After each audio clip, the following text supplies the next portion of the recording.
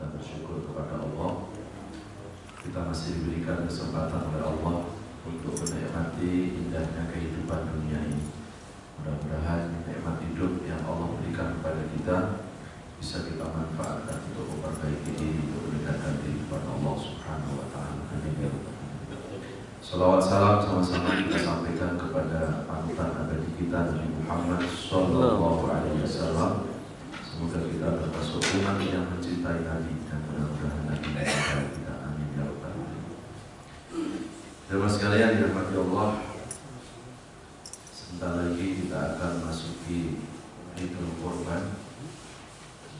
Kita akan mengangkat tema tentang belajar dari kehidupan Nabi Ibrahim alaihissalam. Untuk mengawali kajian ini, kita akan membuka Al-Quran surat Al-Baqarah surat kedua ayat 124 sampai 125. Surat kedua ayat 124 sampai 125. A'udzu billahi minasy syaithanir rajim. Bismillahirrahmanirrahim. Wa idh ibtala Ibrahim rabbuhu bikalimatin fa'atammahun. Qala inni ja'iluka lin-nasi imama. Qala wa min dhurriyyati. Qala la yanalu 'ahdil dhalimin. Wa idh ja'alna al-bayta mathabatan lin-nasi wa amna. واتخذوا من مقام إبراهيم مصلى وعهدنا إلى إبراهيم وإسماعيل أن طهرا بيتي للطائفين والعاكفين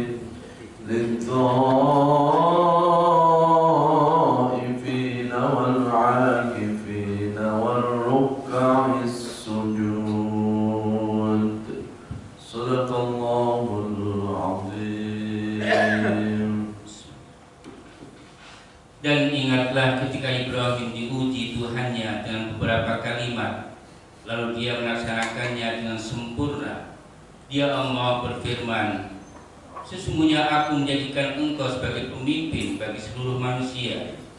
Dia Ibrahim berkata, dan juga dari anak cucuku.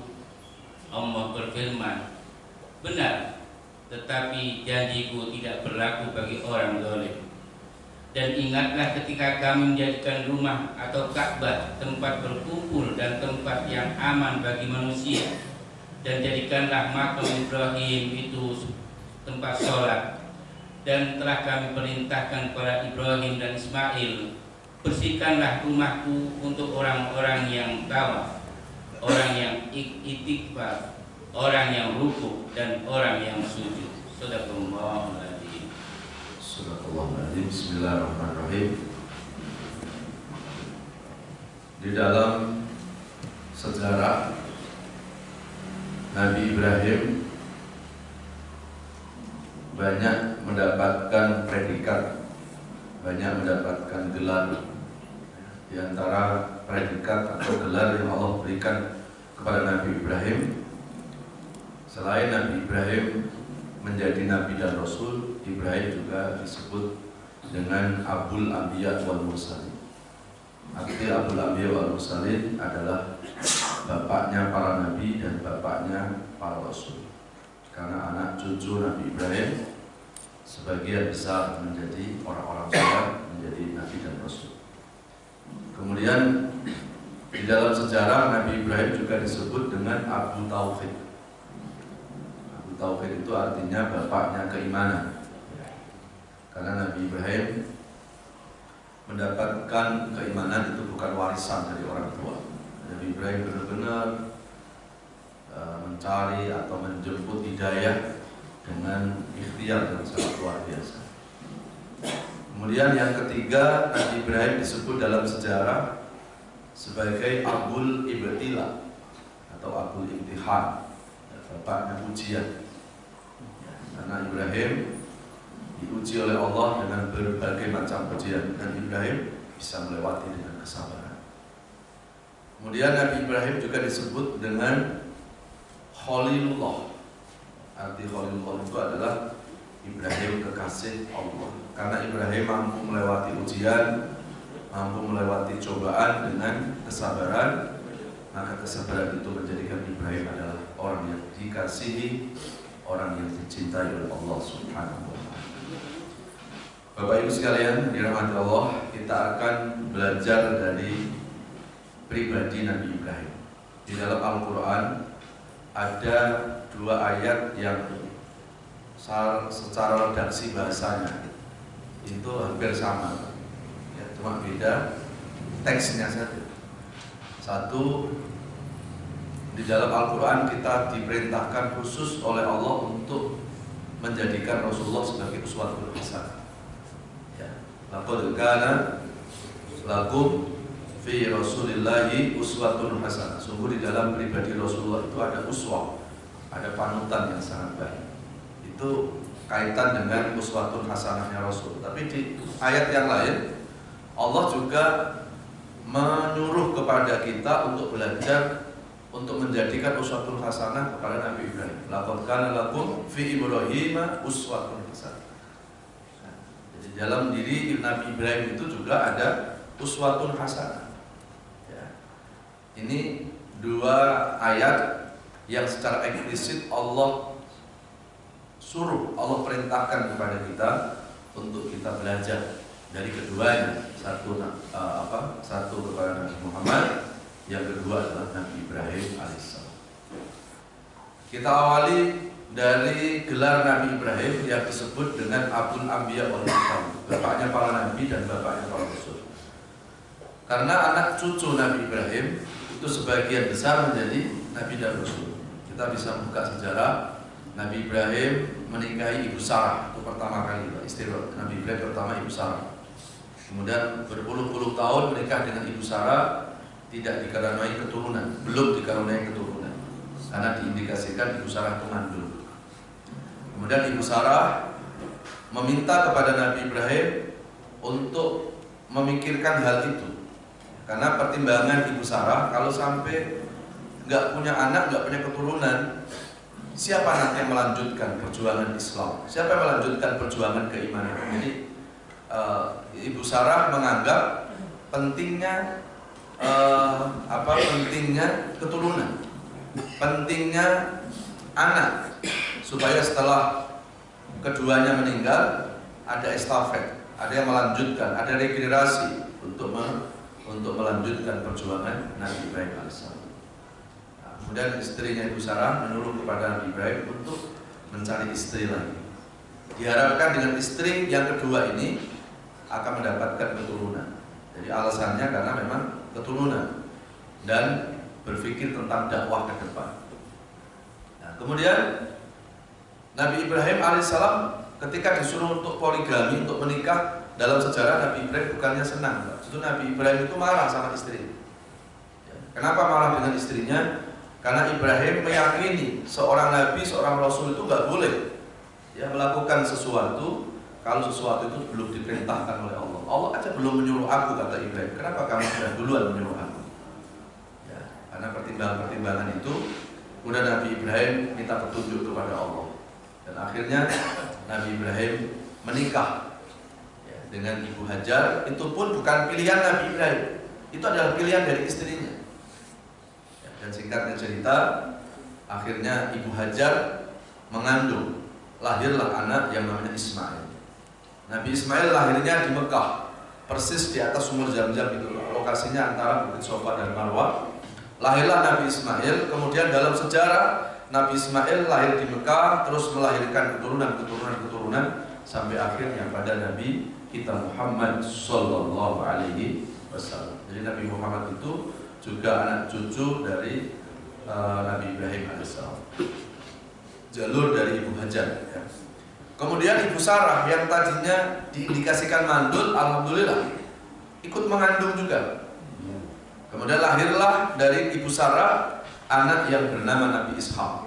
Nabi Ishak lahirnya di Bani Israel, dan kemudian Nabi Ishak melahirkan keturunan sampai akhirnya pada Nabi Isa alaihissalam.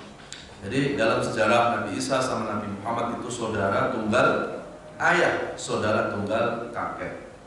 Maka kalau Nabi Ibrahim menyembah Allah, ya Nabi Muhammad, Nabi Isa sama menyembah Allah, memperjuangkan agar umatnya ikut menyembah Allah. Kalau Nabi Ibrahim menyembah Allah, nggak mungkin dong Nabi Ibrahim menyuruh kepada Nabi Muhammad supaya apa? Supaya mengajarkan ajaran yang lain. Kalau Nabi Ibrahim menyembah Allah, tidak mungkin Nabi Ibrahim menyuruh cucunya, yaitu Nabi Isa, supaya Nabi Isa minta disembah oleh umatnya, itu nggak mungkin. Ya. Jadi kalau Nabi Isa menyembah Allah, harusnya pengikutnya ya mengikuti yang disembah oleh Nabinya. Kok tiba-tiba pengikut Nabi Isa malah menyembah sama Nabi Isa sendiri? Itu kan jelas ada penyimpangan dari ajaran yang diajarkan oleh Nabi Isa yang dipelencengkan oleh pengikutnya sendiri. Nah, ini dalam akidah Islam, Pak, ya. Karena nggak mungkin kalau Nabi Isa itu menyembah Allah terus menyuruh sama pengikutnya, umatku tolong ya sembah aku, itu nggak mungkin. Ya, itu nggak mungkin, Pak. Kalaulah pengikutnya Nabi Isa itu sangat militan, sangat mencintai Nabi Isa, kan tidak beralasan kalau mencintai nabinya terus menyembah nabi. Ya, sama seperti kita mencintai Rasulullah, apakah kita juga menyembah nabi? Kan tidak. Kalau kita mencintai Nabi Muhammad, ya kita harus menyembah yang disembah oleh Nabi Muhammad. Nabi Muhammad menyembah Allah, kita menyembah Allah, itu bukti mencintai Nabi. Begitu juga kalau umat Nabi Isa itu mencintai Nabi Isa, tidak perlu mengkultuskan Nabi Isa, harusnya menyembah yang disembah oleh Nabi Isa. Ini akidah dalam Islam tentang keberadaan Nabi Isa. Tapi kalau orang Nasrani ya di luar sana mengatakan bahwa Isa itu Yesus, bahwa Isa adalah anak Tuhan, itu urusan mereka, kita tidak usah ikut campur. Tapi sebagai seorang Muslim harus tahu sejarah bahwa Nabi Isa adalah anak cucu dari Nabi Ibrahim. Yang Nabi Ibrahim tidak mungkin ya menyuruh anak cucunya untuk disembah oleh pengikutnya, untuk disembah oleh umat. Dan ini Allah jelaskan di Quran itu merekam tentang testimoni Nabi Isa. Ya, kita bisa lihat di surat As-Saff, surat 61 ayat yang ke-6. Surat 61 ayat yang ke-6. A'udzubillahi minasyaitonirrajim. Bismillahirrahmanirrahim. Wa idh qala Isa ibn Maryam li bani Israil inni Rasulullah ilaikum musaddiqan lima bayna yadayya minat Tawrah wa mubashiran bi rasulin ya'ti min ba'di ismuhu Ahmad walamma ja'ahum bil bayyinat qalu hadha sihrun mubin. Sadaqallahu alazim. Dan ingatlah ketika Isa putra Maryam berkata, wahai Bani Israel, sesungguhnya aku utusan Allah padamu yang membenarkan kitab yang turun sebelumku, yaitu Taurat, dan memberi kabar gembira dengan seorang Rasul yang akan datang setelahku, yang namanya Ahmad atau Muhammad. Namun ketika Rasul itu datang kepada mereka dengan membawa bukti-bukti yang nyata, mereka berkata, ini adalah sihir yang nyata. Sadaqallah. Bismillahirrahmanirrahim. Kita renungi surat As-Saff, surat yang 61 ayat yang ke-6. Ini menjelaskan tentang testimoni Nabi Isa terhadap dirinya. Jadi kalau kita buka dalam surat As-Saff ayat 6 ini, maka Nabi Isa itu pernah menjelaskan siapa dirinya kepada umat. Jadi nggak mungkin umat itu nggak tahu. Ya. Nabi Isa berkata, wa idh qala Isa bin Maryam, ketika Nabi Isa bin Maryam. Nah, ini ada yang menarik, Pak. Karena Nabi Isa dalam sejarah sebelumnya dianggap sebagai anak Tuhan, maka di dalam Al-Quran ketika Nabi Isa disebut oleh Allah selalu disebut orang tuanya. Tidak sama dengan nabi-nabi lain. Kalau Nabi Ibrahim ya wa idh qala Ibrahim. Kalau Nabi Musa ya wa idh qala Musa. Tidak pernah disebut Musa bin, Ibrahim bin. Ya, termasuk Nabi Muhammad namanya bin, tidak pernah. Tapi kalau Nabi Isa disebut di Quran Pak, selalu ditekankan orang tuanya. Wa idh qala Isa bin Maryam. Ini menjadi catatan bahwa di dalam Al-Quran Nabi Isa itu adalah anak dari Ibunda Maryam. Jadi bukan anaknya Tuhan. Kalau dianggapnya Nabi Isa ini punya nilai yang tidak rasional karena tanpa ayah kok bisa lahir, ya. Nah, sebetulnya itu belum ada apa-apanya. Kalau kemudian Nabi Isa, kan Nabi Isa nggak ada ayah, ibunya solehah, tiba-tiba ibunya mengandung tanpa ada suami. Terus ini disematkan seolah-olah ini Tuhannya, seolah-olah ayahnya adalah dihubungkan dengan Tuhan, Nabi Isa sebagai anaknya namanya. Ya, ini tidak beralasan. Kalau hanya Nabi Isa lahir tanpa ada ayah, kan ada ibunya. Dan Nabi Adam malah nggak ada ayah, nggak ada ibu, bisa lahir juga. Ya. Kalau kita berargumen dalam sisi akidah, dalam sisi keimanan. Jadi saya kira dasar-dasar yang karena Nabi Isa itu nggak ada ayah, kemudian disematkan ayahnya kepada Tuhan dan Nabi Isa sebagai anak Tuhan, ini jelas tidak bertentangan dengan kebatinan, ya, dengan keimanan kita kepada Allah Subhanahu wa Ta'ala. Ya. Maka di dalam Al-Quran Nabi Isa selalu disematkan dengan orang tuanya, supaya kita umat Islam jangan sampai mengulangi perbuatan ahli kitab sebelumnya, ya, di mana Nabi Isa dianggap anak Tuhan. Kemudian setelah itu Nabi Isa mengatakan, Inni Rasulullah, hei umatku, aku ini utusan Allah. Utusan Allah. Tidak ada kata-kata aku anak Tuhan. Aku adalah utusan Allah yang sama dengan utusan-utusan sebelum aku yang dituruni Taurat, yaitu Nabi Musa. Jadi aku ini sama dengan Nabi Musa. Jangan kau sembah aku menyembah Allah. Dan sebaiknya kalian juga menyembah Allah.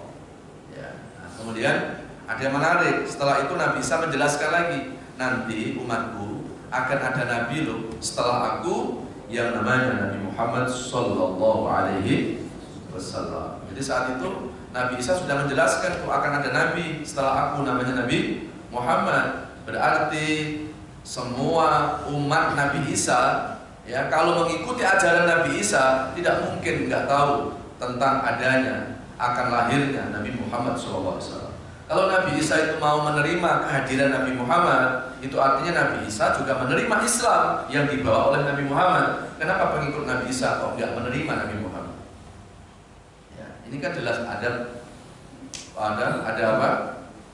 Ada pemelencengan, ya, ada penyimpangan yang dipelencengkan oleh umat Nabi Isa itu sendiri. Ya. Kalau kita buka sejarah, Pak, Nabi Isa itu usianya ketika diangkat ke langit, warafa'nahu ila sama'id dunya, diangkatlah Nabi Isa ke langit dunia. Yang dimaksud diangkat itu adalah diwafatkan, itu usianya 33 tahun. Jadi Nabi yang sangat muda, ya, diwafatkan oleh Allah adalah Nabi Isa alaihissalam. Kemudian setelah Nabi Isa diangkat ke langit oleh Allah, diwafatkan oleh Allah, itu dunia vakum, tidak ada Nabi selama 750 tahun. Jadi 750 tahun itu dunia vakum, nggak ada nabi, Pak. Berarti ketika Nabi Isa mengatakan kepada umatnya akan ada nabi setelah aku yang namanya Nabi Muhammad, boro-boro Nabi Muhammad sudah lahir, orang tuanya aja belum ada. Tapi sudah disampaikan oleh Nabi Isa. Inilah keistimewaan Nabi kita Muhammad SAW. Kalau nabi-nabi sebelumnya nggak pernah ada, Pak. Nggak pernah ada Nabi Musa, umpamanya nih, Nabi Musa menjelaskan ke umatnya, hei umatku, nanti setelah aku ada Nabi Harun, setelah umatku nanti akan Nabi Isa. Nggak pernah. Tetapi keberadaan Nabi Muhammad disebutkan oleh Nabi sebelumnya, dan jarak disampaikan itu 750 tahun. Ya. Inilah salah satu keistimewaan dari Nabi kita Muhammad Sallallahu Alaihi Wasallam. Kalau Nabi Isa itu menjelaskan tentang keberadaan Nabi Muhammad, itu artinya bahwa Nabi Isa menerima Nabi Muhammad. Harusnya testimoni ungkapan Nabi Isa ini, kalau kita mau berdalil Pak, kalau ini ungkapan Nabi Isa, seharusnya ungkapan ini ada dalam kitab-kitab Injil sekarang. Kalau andai kata Injil itu tidak disimpangkan, tidak dipencengkan, harusnya apa? Testimoni Nabi Isa ada di sana. Ya. Harusnya nama Nabi Muhammad juga ada di kitab itu, karena Nabi Isa yang dituruni Injil menerima Nabi Muhammad. Dan kalau kita bicara ajaran Nabi Isa dengan ajaran Nabi Muhammad, itu kan sama-sama membawa ajaran tauhid, membawa ajaran mengimani Allah Subhanahu wa taala. Ya. Jemaah sekalian yang dirahmati Allah, kita kembali ke Nabi Ibrahim mendapatkan gelar bapak para nabi dan rasul karena alasannya adalah anak cucu Nabi Ibrahim sebagian besar menjadi nabi dan rasul. Sekarang apa pelajaran yang bisa kita ambil, Pak? Pelajaran pertama, ternyata hidayah itu milik Allah. Ya, ternyata hidayah milik Allah. Ya. Yang kedua, kalau orang tua kepingin punya anak cucu yang soleh dan solehah, belajarlah dari Nabi Ibrahim. Belajar dari apanya? Belajar dari kesolehannya.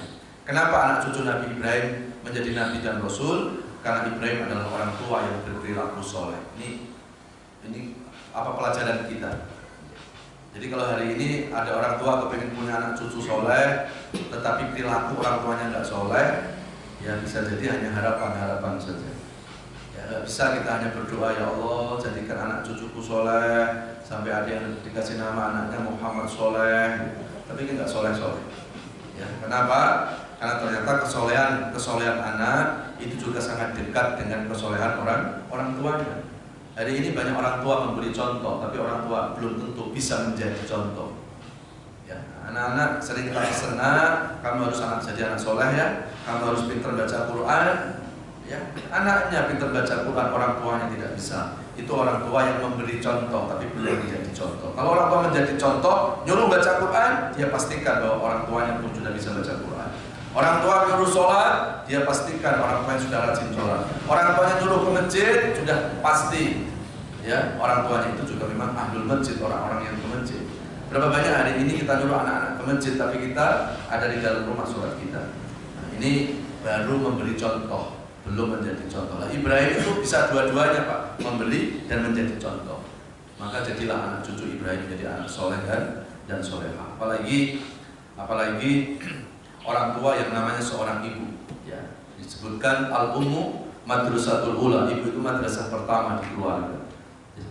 Jadi kalau kepengen punya keluarga yang baik, anak cucu yang baik, pastikan Pak, seorang ibu itu di dalam rumah harus baik.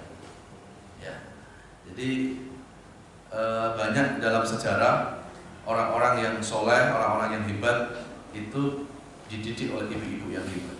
Ya, kita tahu Nabi Ismail itu dididik dari mulai lahir sampai belasan tahun oleh ibunya.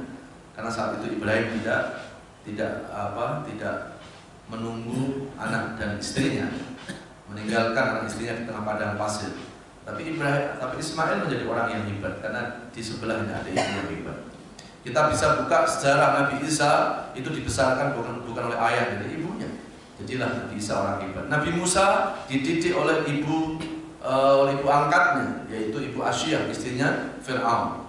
Nabi Muhammad SAW lahir sudah nggak ada ayah, dididik oleh ibunya, menjadilah manusia yang hebat. Imam Syafi'i, ulama kita, itu lahir dalam keadaan yatim, nggak ada ayah, dan jadilah ulama yang hebat. 7 tahun Imam Syafi'i sudah hafal Quran 30 juz.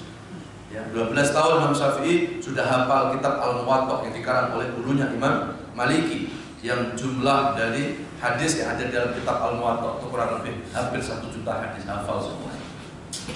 Karena apa? Pendidikan orang tua sangat luar biasa, apalagi seorang ibu.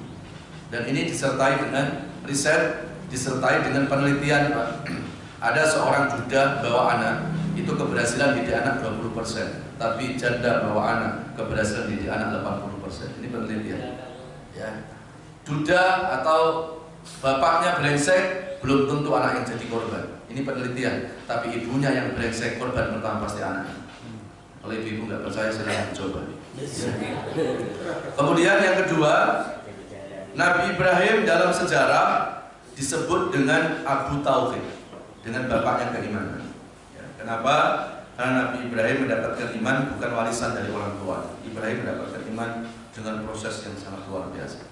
Ya, bagaimana Ibrahim mendapatkan keimanan sementara ayahnya adalah orang yang kafir kepada Allah? Ini Allah jelaskan dalam surat At-Taubah surat 9 ayat 114.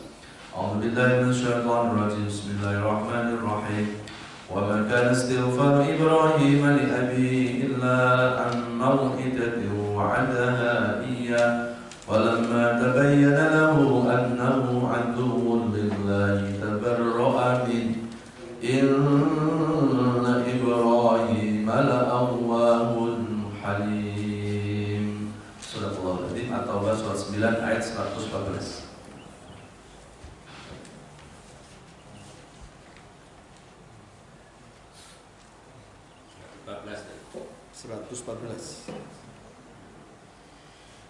Adapun permohonan ampunan Ibrahim kepada Allah untuk bapaknya tidak lain hanyalah karena suatu janji yang telah diikrarkan kepada bapaknya.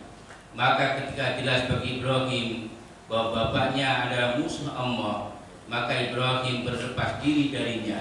Sungguh Ibrahim itu seorang yang sangat lembut hatinya lagi penyantun. Bismillahirrahmanirrahim. Ini ayat yang menjelaskan tentang profil dari ayah Ibrahim. Siapa sih ayah Ibrahim? Disebutkan falamma tabayyana lahu annahu adulillah. Ketika Ibrahim tahu bahwa ayahnya adalah musuh Allah, Ibrahim berlepas diri dari orang tua, maksudnya berlepas diri dari akidah orang tua. Ya. Dan Ibrahim disebut orang yang sangat lembut hatinya dan penyayang. Maksudnya lembut hatinya dan penyayang.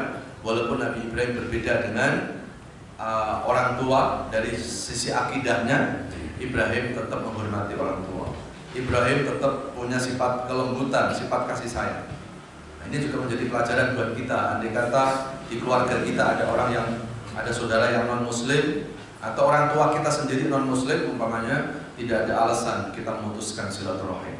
Tidak ada alasan kita memutuskan persaudaraan. Saya nggak mau bersaudara sama saudara saya. Kenapa? Non muslim, tidak ada alasan. Urusan agama serahkan kepada Allah, tetapi persaudaraan harus dilihat dari sisi kemanusiaan. Jangan dipaksakan untuk sama-sama dilihat dari agama. Agama sudah ada ayat lakum dinukum.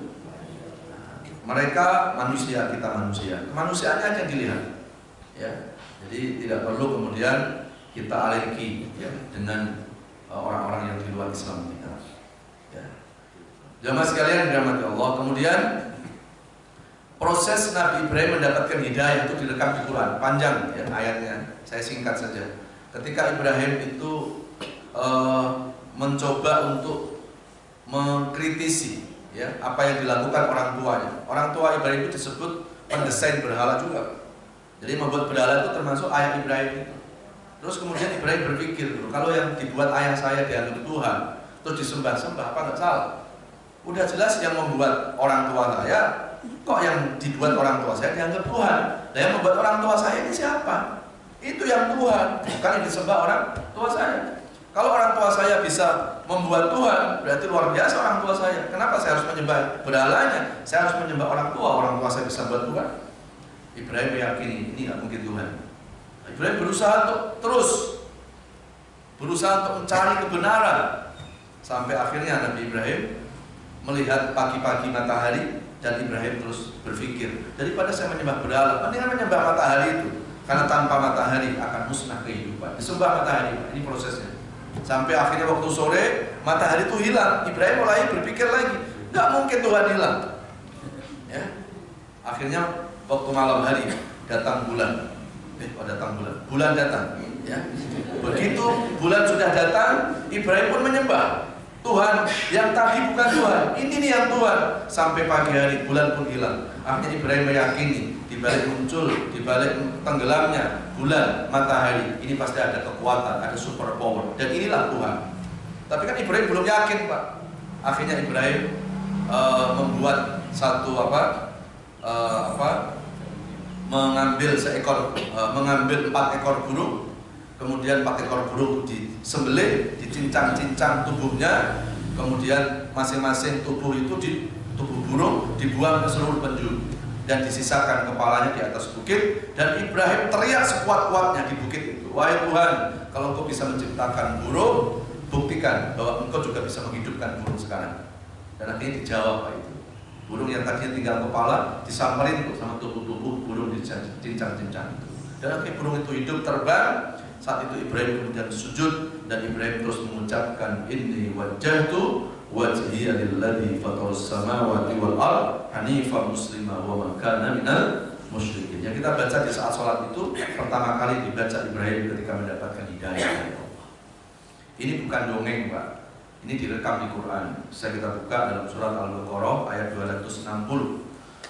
A'udzubillahi minasyaitonir rajim. Bismillahirrahmanirrahim. وإذ قال إبراهيم رب أرني كيف تحيي الموتى قال أولم تؤمن قال بلى ولكن ليطمئن قلبي قال فخذ أربعة من الطير فصرهن إليك ثم اجعل على كل جبل منهن جزءا ثم ادعهن كيأتينك سعيا واعلم أن الله عزيز حكيم. Dan ingatlah ketika Ibrahim berkata, ya Tuhanku, perlihatkanlah kepadaku bagaimana Engkau menghidupkan orang mati. Allah berfirman, belum percayakah engkau? Dia Ibrahim menjawab, aku percaya, tetapi agar hatiku tenang atau mantap. Dia Allah berfirman, kalau begitu ambillah 4 ekor burung, lalu cincanglah olehmu. Kemudian letakkan di atas masing-masing bukit dan satu bagian. Kemudian panggillah mereka, niscaya mereka datang kepadamu dengan segera. Ketahuilah bahwa Allah Maha Perkasa, Maha Bijaksana. Bismillahirrahmanirrahim. Kita lihat surat Al-Baqarah 260 Pak. Ini ayat yang menjelaskan detik-detik Nabi Ibrahim mendapatkan keimanan, mendapatkan hidayah. Jadi kalau kita mau ambil pelajaran dari kisah Ibrahim ini, pertama adalah bahwa ternyata hidayah itu selalu ada, ya, selalu ada. Jadi nggak perlu hidayah itu sebetulnya harus dicari. Yang tepat adalah hidayah itu harus dijemput, ya. Kemudian pelajaran yang kedua, kalau Nabi Ibrahim ayahnya pendesain berhala, tapi anaknya jadi nabi, ini juga menjadi pelajaran buat kita. Kita nggak boleh menjas. Ya, kalau ada orang bapaknya nggak baik terus kita langsung memvonis bapaknya preman, anaknya pasti preman, nggak boleh. Buktinya Nabi Ibrahim itu bapaknya bukan orang Islam tapi anaknya jadi nabi. Ada seorang nabi, Nabi Nuh, anak istrinya malah kafir. Ya, jadi artinya bahwa kalau Allah itu berkehendak, Allah mampu menjadikan orang soleh siapapun orangnya. Ya, Allah bisa menjadikan anak soleh dari orang tua yang dikehendaki oleh Allah. Tetap usaha kita kalau kita memilih keturunan, ya keturunan yang baik. Ya, ada bobot, ada bibit, ada bebek, bubut dan seterusnya.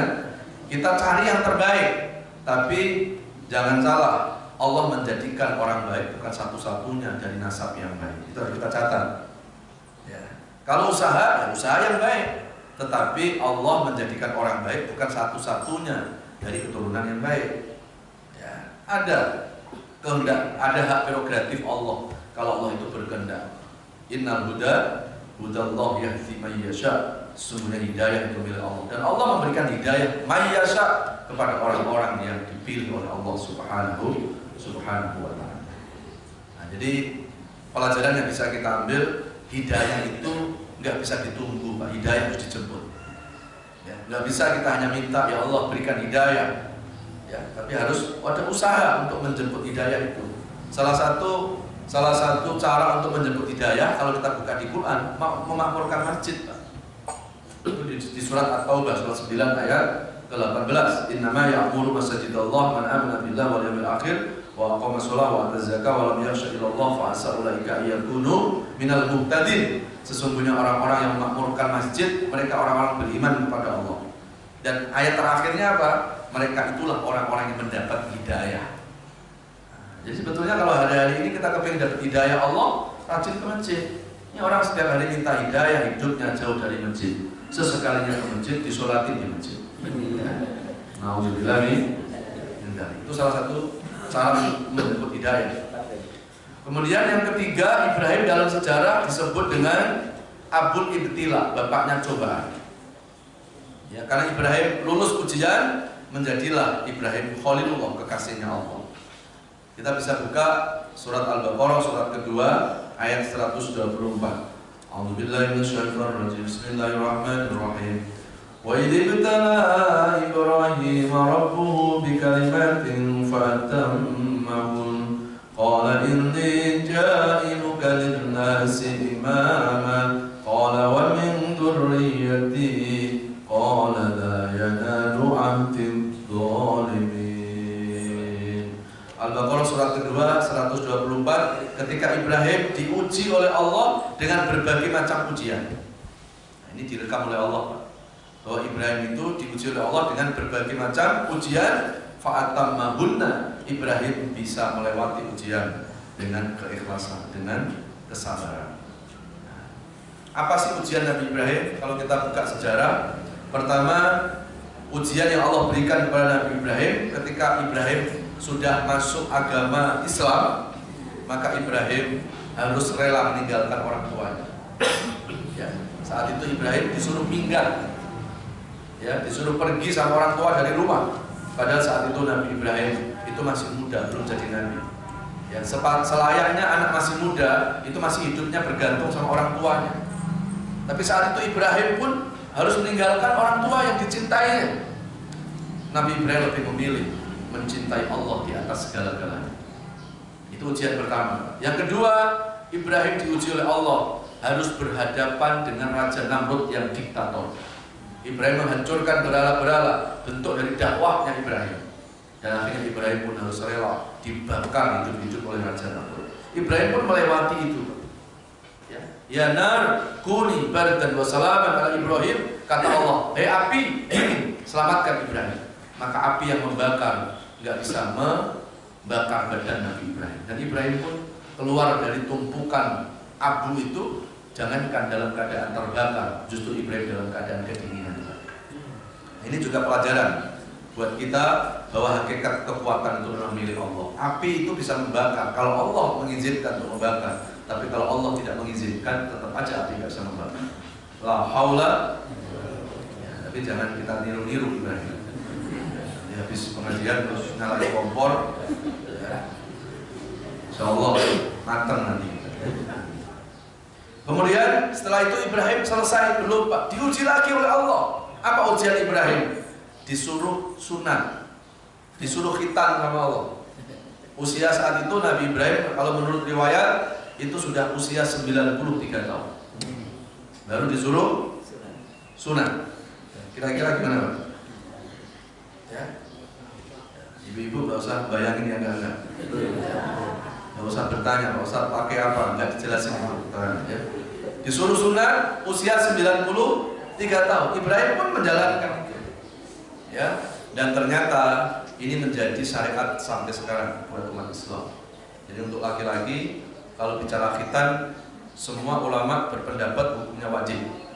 Kalau untuk perempuan itu masih ada perbedaan. Yang mengatakan itu adalah lebih pada keutamaan, tapi tidak merupakan usul syariat, tidak merupakan pokok syariat kalau untuk perempuan. Kalau untuk laki-laki wajib hukum. Ya. Dan ternyata kalau kita lihat sekarang ini Pak, ternyata yang ikut sunat nggak cuma orang Islam. Ya, di Amerika itu 99% laki-lakinya disunat. Padahal di Amerika bukan mayoritas umat Islam. Ketika ditanya kenapa Anda sunat, Anda kan bukan Muslim, dia jawab ini ada dimensi medika, ini baik buat kesehatan. Ini juga pelajaran buat kita. Apapun yang diperintahkan Allah itu pasti membawa kebaikan buat manusia. Jadi kalau Allah menyuruh A, melarang B, sudah nggak usah ngeyel, jalani aja sudah. Hasilnya untuk prosesnya. Ya. Kalau Ibrahim saat disuruh sunat itu Nabi Ibrahim menggunakan akal, Ibrahim nggak akan mau. Ya kan belum ada penelitian, buat apa? Ya, laser belum ada, dokter belum ada. Tapi Ibrahim yakin ini perintah Allah, jalani saja. Dan ternyata apa yang menjadi perintah Allah itu membawa kebaikan buat manusia. Ini contoh, ya. Jadi kalau Allah menyuruh sesuatu jalani saja, nggak usah ngeyel. Allah melarang sesuatu tinggalkan sudah, karena Allah lebih tahu apa yang diperintah, apa yang dilarangnya. Ya, Kemudian setelah itu selesai belum? Belum. Diuji lagi. Apa ujian berikutnya? Ibrahim menikah dengan Ibu Sarah, lama nggak punya keturunan. Ya, itu juga ujian kan. Kemudian diuji lagi Nabi Ibrahim dengan poligami. Nah, kalau hari ini suami-suami disuruh poligami sama istrinya bukan ujian, justru merupakan anugerah kenikmatan. Ya, kalau Ibrahim disuruh nikah sama istrinya itu ujian. Karena apa? Ibrahim utusan Allah. Allah belum nyuruh, istrinya menyuruh. Ini Ibrahim ngikuti istri atau ngikuti Allah? Itu ujian. Dan akhirnya Ibrahim pun melewati ujian dengan kesabaran. Setelah itu apa? Ujian Ibrahim diuji lagi, Pak. Ibu Hajar yang mengandung di dalam usia tua. Saat itu Ibrahim disuruh Allah untuk meninggalkan Mesir supaya dakwah di saat itu Nabi Ibrahim ada di Palestina supaya hijrah ke Mesir. Saat itu Ibunda Hajar dalam keadaan hamil tua, itu pun disuruh mengajak, padahal perjalanan panjang. Ya, Ibrahim pun membawa istrinya. Ya, begitu persis di kota Mekah, perbatasan Safa Marwah, istrinya Ibu Hajar mulus-mulus dan ternyata tanda-tanda melahirkan. Lahirlah Ibu Hajar di tengah padang pasir yang tandus, nggak ada rumah sakit, nggak ada dokter, nggak ada bidan. Baru lahir anaknya, Pak, diuji lagi sama Allah, suruh ninggalin anaknya sama istrinya di tengah padang pasir itu. Dan Ibrahim pun meninggalkan anak istrinya. Dan Ibrahim berdoa, inni askantu min dzurriyyati biwadin ghairi dzati inda baitikal muharram. Ya Allah, aku tinggalkan anak istriku di tengah padang pasir. Aku serahkan kepada Engkau, Allah yang memegang kehidupan. Ibrahim meninggalkan anak istrinya. Ini kalau Nabi Ibrahim menggunakan akal, nggak akan mau meninggalkan anak istrinya. Ya Allah, ini anak istriku di tengah padang pasir, ya Allah, tandus, nggak ada siapa-siapa. Terus nanti gimana anak istriku? Makan apa? Ibrahim nggak mikir ke sana. Ibrahim yakin yang mengatur hidup Allah. Ibrahim pun meninggalkan istrinya. Sayang nggak sama dia? Sayang pasti. Tapi ternyata cintanya kepada Allah melebihi dari mencintai anak dan istri. Kemudian sudah belasan tahun meninggalkan anak istrinya yang dilahirkan di padang pasir itu. Baru pulang satu malam, Ibrahim pun diuji oleh Allah dengan disuruh untuk menyembelih putra yang baru dilihatnya itu. Ya, itu terjadi pada tanggal 7 Dzulhijjah.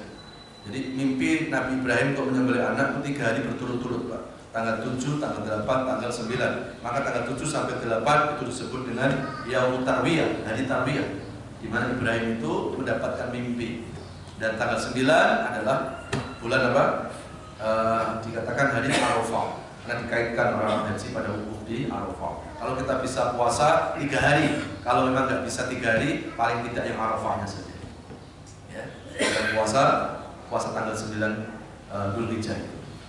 Dan akhirnya Ibrahim pun ketika disuruh menyembelih anaknya, Ibrahim pun melakukan itu. Dan ini direkam dalam surat 37 ayat yang ke-102 itu. Falamma balagha ma'ahu sa'ya qala inni ara fil manami an adbauka fanzur madza tara. Ya, ketika Ibrahim tidur dimimpikan untuk menyembelih anaknya. Kemudian Ibrahim berkata, anakku, aku diperintahkan Allah untuk menyembelih engkau. Bagaimana pendapat? Dan Ismail menjawab, ya Abi, kalau ini perintah Allah, kenapa enggak kau jalani saja? Mudah-mudahan kita termasuk orang-orang yang sabar. Termasuk orang-orang yang sabar. Apa pelajaran yang bisa kita ambil, Pak? Ternyata dalam keluarga itu orang tua sama anak harus humanis, harus bisa dialog, harus bisa komunikasi dengan baik. Ibrahim itu seorang nabi, Pak. Ismail belum jadi nabi, tapi ketika ada perintah Allah, Ibrahim pun gak segan-segan minta pendapat dari anaknya. Ini kan menjadi pelajaran. Jangan kita menganggap seolah-olah kebenaran itu datang dari mulut orang tua. Ingat, kebenaran kadang juga bisa datang dari mulut anak-anak kita. Bangun dialog yang baik dalam keluarga, komunikasi harus baik dengan anak-anak, seperti Nabi Ibrahim berkomunikasi baik dengan anaknya. Kalau Ibrahim mau otoriter, Pak, sudah, anak dipanggil langsung sembelih saja sudah. Tapi Ibrahim nggak mau seperti itu. Ini pelajaran yang bisa kita ambil dalam dialog Ibrahim dan Ismail. Jamaah sekalian, asal usul ibadah korban itu dari situ. Jadi kalau hari ini kita hanya diperintahkan Allah untuk menyembelih korban satu sapi, satu kambing, sapi 7 orang dalam 1 tahun, kita bilang nggak mampu. Gimana kalau suatu andai kita diperintahkan untuk menyembelih anak seperti Ibrahim? Ya. Jadi kalau hari ini ada orang diajak korban, ayo Pak korban Pak, aduh ini lagi banyak pengeluaran nih, nggak mampu. Ya, saya lebih cocok kalau ada orang diajak korban itu jangan alasan nggak mampu, nggak niat itu yang paling tepat. Karena kalau niat pasti mampu. Kalau niat itu mau korban sekarang Pak, nabungnya setahun yang lalu. Kalau setiap hari kita nabung 5.000, 10.000, 5.000 setiap hari, nggak mungkin nggak mampu Pak. Kadang-kadang dengerin ceramah kayak gini baru ya saya mau berkorban. Ya, nggak bisa. Kalau orang itu niat, harusnya sudah berusaha. Seperti orang pergi haji Pak, nggak mungkin dong ujuk-ujuk hari ini kita punya duit langsung berangkat. Tabung bertahun-tahun, berangkat lagi kan. Kenapa nggak kita buat seperti itu korban itu? Ya, harusnya di masjid-masjid, di majelis taklim buat tabungan korban Pak. Ya, terserah. Ya, katakanlah kalau sehari 10.000, coba setahun udah berapa? Dan nggak mungkin Pak, kalau kita serius nggak mampu tuh nggak mungkin. Jadi kalau ada orang diajak korban, kok nggak mau korban, alasannya nggak mampu, malu sama Allah. 1 tahun Allah kasih kenikmatan luar biasa. Hanya cuma Allah minta 1 kambing, kita bilang nggak mampu. Sementara kalau urusan dunia nggak mampu aja dipaksa-paksain, nggak mampu beli rumah kredit rumah. Nggak mampu beli mobil kredit mobil, tapi urusan Allah selalu kita nomor kesekian kan. Ya. Dan kata Rasulullah dalam hadis, man wasa'a rizqahu wa lam yudhi falam yaqrabanna musalla. Barang siapa yang diberikan rezeki dan kemudian dia tidak berkorban, jangan dekati tempat sholatku, kata Nabi. Ada yang tafsir dari hadis ini, jangan mendekati tempat sholat itu adalah kalau orang itu melaksanakan sholat Idul Adha, sia-sia sholat Idul Adha-nya kalau dia tidak berkorban. Jadi ibadah korban ini memang hukumnya tidak wajib, tapi sunnah muakkadah, mendekati wajib. Mendekati apa? Mendekati wajib. Bahkan dalam sebuah hadis, setiap bulu kambing atau sapi yang kita korbankan Pak, itu satu-satunya bulu per bulu akan dihitung 10 kebaikan oleh Allah. Makanya kalau sebelum nyembelih sapi, hitung dulu bulunya. Kemudian sebelum darah itu jatuh dari leher binatang korban ke tanah, yang berkorban akan diampuni semua dosa-dosanya Allah Subhanahu wa taala. Dan ibadah korban ini kalau akan menjadi syafaat, akan menjadi kendaraan kita pada hari kiamat. Mudah-mudahan tahun ini kita bisa berkorban. Amin ya Allah ya rabbal alamin. Kita tutup dengan doa kifaratul majelis. Subhanakallahumma wa bihamdika asyhadu an la ilaha illa anta astaghfiruka wa atubu ilaik. Alhamdulillahirabbil alamin. Wassalamualaikum warahmatullahi wabarakatuh. Waalaikumsalam warahmatullahi wabarakatuh. Alhamdulillah dan kembali pada Ustaz Abdulli yang telah menyampaikan pelajarannya pada pagi hari ini terkait dengan kisah Nabi Ibrahim. Banyak hal yang kita dapatkan, tentunya semuanya untuk meningkatkan keimanan dan ketakwaan kita kepada Allah SWT. Langsung saja barangkali ada pertanyaan dari Bapak dan Ibu. Sudah satu. Sudah Pak. Saya masih ya. Ada ceramah lagi. Ya, ini ya saya. Ya. Mohon maaf untuk pagi ini tidak ada pertanyaan karena untuk kita ada keperluan yang lain yang tidak bisa ditinggalkan. Dan kami informasikan untuk besok pagi semua dan Anwar Hasan, mudah-mudahan kita semua berikan kesehatan sehingga dapat mengikuti acara tersebut.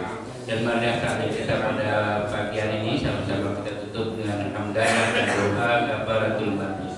Alhamdulillahirabbil alamin. Subhanakallahumma wa bihamdika asyhadu an la ilaha illa anta astaghfiruka wa atubu ilaik. Wa billahi taufiq wal hidayah. Wassalamualaikum warahmatullahi wabarakatuh.